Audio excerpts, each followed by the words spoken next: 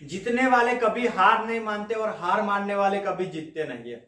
मैं Mahendra business consultant आज आप सभी लोगों का स्वागत करता हूं अमेजिंग सीरीज जिसका नाम है हाउ टू स्टार्टअप।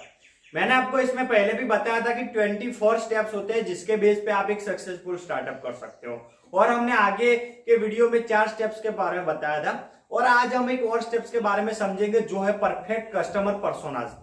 अब हम समझते हैं कि पर्सोना होता क्या है। पर्सोना का मतलब है कि किसी भी इंसान की पर्सनालिटी में आप इतना डीपली जा रहे हो कि उस इंसान को आप इतनी अच्छी तरीके से समझ रहे हो, इतनी अच्छी तरीके से समझ रहे हो कि आप उसकी नीड को भी समझ सकते हो, राइट।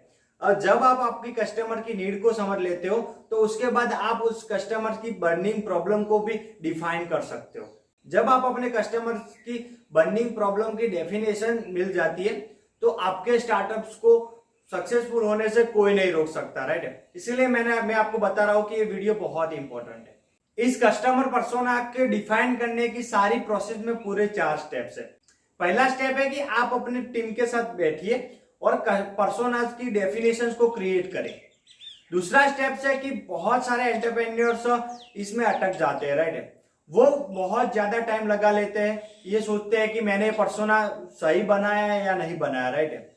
उनको लगता है कि मैं इसको और इंप्रूव करूं, और उसी के बीच में वो एक एंडलेस साइकिल में फंस जाते हैं। आप एक ऐसी साइकिल में फंस जाते हो जहां पर आपको लगता है कि मैंने जो पर्सोना बनाया वो अभी भी सही नहीं है, ठीक है। आपको लगता है कि मैं अपने कस्टमर्स को समझ नहीं पा रहा हूं। इसी के बीच में कंपनी अपने फोकस से हट जाती है, आप कस्टमर्स को ही समझते रह जाते हैं और आपका प्रोडक्ट बन नहीं सकता, राइट।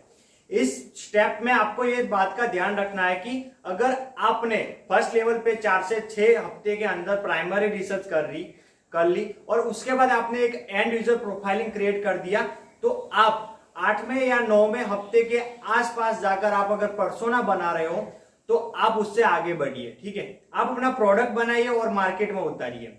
एक कस्टमर पर्सोना के पीछे आप बार बार मत पड़े रहिए। इसमें तीसरा स्टेप है कि आपको आपके कस्टमर की सारी इंफॉर्मेशन एक टेम्पलेट में एंटर करनी है, ठीक है।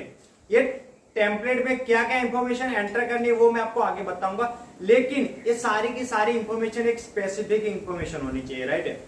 अब चौथा स्टेप होता है इस प्रोसेस में प्राइमरी रिसर्च।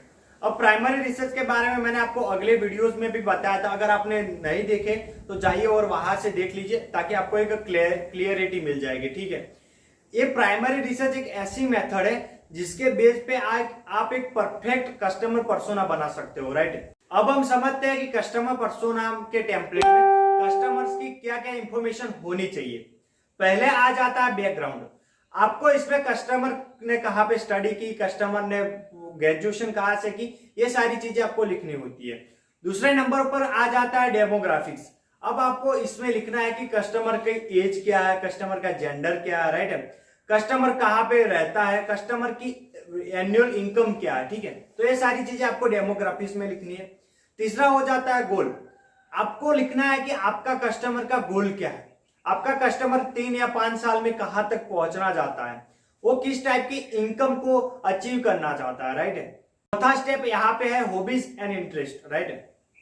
इसमें आपको आपके कस्टमर्स की हॉबीज लिखनी है, जैसे कि आपके कस्टमर को कौन सी गेम्स खेलना पसंद है, आपका कस्टमर किस टाइप के मूवीज देखता है, आपके कस्टमर को किस टाइप का फूड पसंद है, राइट। तो ये सारी चीजें आपको हॉबी एंड इंटरेस्ट में लिखनी है। उसके बाद यहाँ पे 5वां स्टेप है चैलेंजेस। आपको आपके कस्टमर के कौन से ऐसे चैलेंज है जिसको वो ओवरकम करना चाहते हैं, राइट, तो वो ही लिखने हैं। इसके बाद आ जाता है कॉमन ऑब्जेक्शन। ये ऐसे ऑब्जेक्शन होते हैं जो इंसान की डेली यूजुअल लाइफ से है। इंसान को लगता है कि उसकी लाइफ में कुछ ऐसी चीजें हैं जिसमें वो पार्टिसिपेट नहीं करना चाहते। देखो, कॉमन ऑब्जेक्शन का मतलब ये होता है कि हम किसी इंसान की डेप्थ में जाकर उसके सबकॉन्शियस माइंड को समझने की कोशिश करते हैं। अब लास्ट पॉइंट आ जाता है बिगेस्ट फियर।